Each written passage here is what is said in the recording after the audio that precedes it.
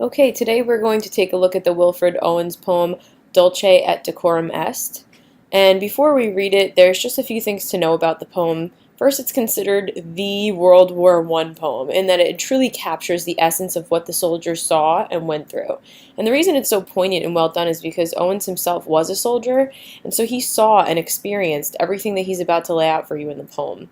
And he ends the poem by asking the reader to imagine him or herself as a person who witnessed these things as well, and then to rethink their views on war. Another interesting piece of information is that Owens was killed in action just 1 week before the war officially ended. Okay, so here we go. Dulce et decorum est. Bent double like old beggars under sacks, knock-kneed, coughing like hags, we cursed through sludge, till on the haunting flares we turned our backs, and toward our distant rest began to trudge. Men marched asleep. Many had lost their boots, but limped on, bloodshod. All went lame, all blind, drunk with fatigue, deaf even to the hoots of tired, outstripped 5-9s that dropped behind. Gas, gas, quick, boys, an ecstasy of fumbling, fitting the clumsy helmets just in time, but someone still was yelling out and stumbling, and floundering like a man in fire or lime. Dim through the misty panes in thick green light, as under a green sea, I saw him drowning. In all my dreams, before my helpless sight, he plunges at me, guttering, choking, drowning.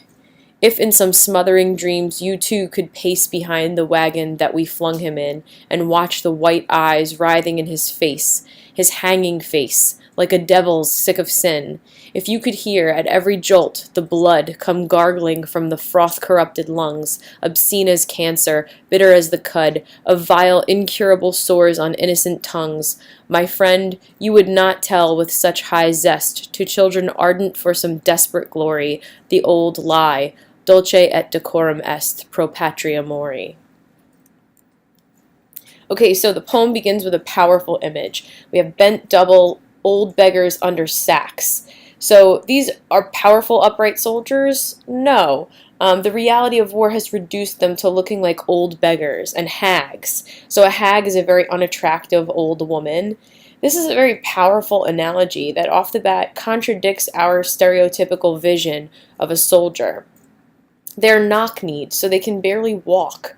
They're barely upright, they're coughing, and they're cursing as they walk through the sludge. Now, cursing is not a verb that describes movement, but he uses it as such here. And because of that, we can picture the soldiers struggling angrily, bitterly through this thick, wet earth, and their hatred and their anger is apparent through these word choices.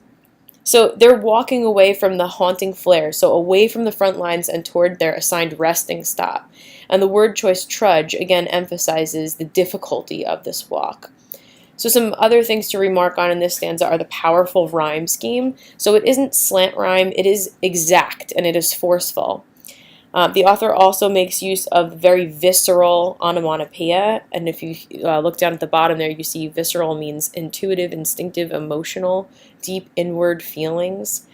So words like knock, cough, trudge, those are onomatopoeia. He also uses alliteration, so instead of just identifying the alliteration here, which of course is knock-kneed, we need to take it a step further and explain the effect of that onomatopoeia. So the N sound allows us to almost hear their knees knocking together. Men marched asleep. Many had lost their boots, but limped on bloodshod. All went lame, all blind. So we have that alliterative M sound for men marched. And again, you don't want to just identify the alliteration, you want to take it a step further and explain the effect. So that M sound sounds like humming or maybe even moaning, but either way it's emphasizing their fatigue. So they aren't actually asleep, but they're so tired they may as well be. They're simply going through the motions. And then he speaks very literally when he remarks that many of the soldiers lost their boots, and follows it up with the great line, but limped on bloodshod. So the definition of shod is wearing shoes. So when we shod a horse, we put metal shoes on him. Owens calls the men bloodshod, and so in other words, the blood all over their feet is literally acting as shoes. So the blood has formed a protective coating on their feet. They're bloodshod. They've been reduced to animals. So in addition to them being compared to beggars and hags, now they're being compared to animals. All went lame. Lame is a word we also associate with animals, not so much humans. So to go lame means to be unable to walk. All went blind. So again, not literally, but emphasizing their exhaustion. They're so tired. They're drunk with fatigue. They're staggering around like drunk people. They're deaf to the hoots of the 5.9s, which a 5.9 is a type of artillery shell used in the war. So why doesn't the author just say bullets? Well, it seems more casual, and it gives the reader a feeling that the artillery shells are nothing out of the ordinary and are very common to him. So it shows familiarity, the 5.9s. This is all just routine to these soldiers. Okay, this is the part of the poem where there's a lot of action all of a sudden. Gas, gas, quick, boys, an ecstasy of fumbling, fitting the clumsy helmets just in time, but someone still was yelling out and stumbling, and floundering like a man in fire or lime. Dim through the misty panes and thick green light, as under a green sea I saw him drowning. So there's been a gas bomb attack. They're all hurrying to get their helmets on. The ecstasy of fumbling is the adrenaline rush that they feel once they realize they've been attacked. Clumsy is an interesting choice in diction because the helmets can't actually be clumsy. The soldiers are, but we can read this almost as the soldiers accusing the helmets of being clumsy, sort of passing the blame for not being able to get their own helmets on because they are so tired and fatigued. Most of them do get them on just in time, but one did not. And the poet goes on to describe what this man looks like and the awful death he endures. He's literally drowning on land. He's suffocating, choking, guttering. So all of that is onomatopoeia, and guttering is actually the word that's used to describe the sound of a candle going out, which is an interesting choice because that seems kind of rather peaceful, but nonetheless represents sort of death and the light being gone, just as the life is being drained from this guy's body. And the speaker of the poem can't forget this image. He's haunted by this in all his dreams before his helpless sight. He's picturing this guy plunging towards him, and again, basically drowning in this gas. Now he addresses someone directly, and that someone is you, the person listening to this poem. And he says, if in some smothering dreams you too could pace behind the wagon that we flung him in, and watch the white eyes writhing in his face, his hanging face like a devil sick of sin, if you could hear at every jolt the blood come gargling from the froth-corrupted lungs, obscene as cancer, bitter as the cud, of vile, incurable sores on innocent tongues, my friend, you would not tell with such high zest, to children ardent for some desperate glory, the old lie, dulce et decorum est pro patria mori. So the word choices he uses to describe the dreams is smothering.